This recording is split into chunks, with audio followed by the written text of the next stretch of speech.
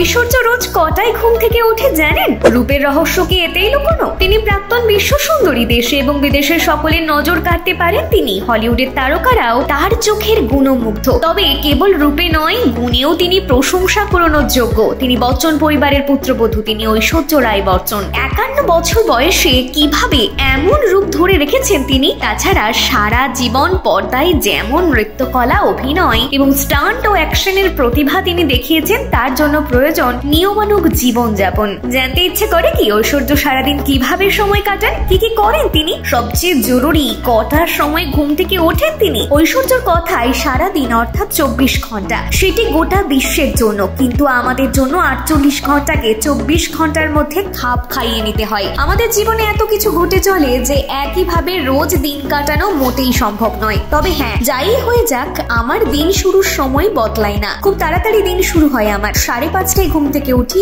আর তার আগেও হতে পারে, কিন্তু পরে নয়।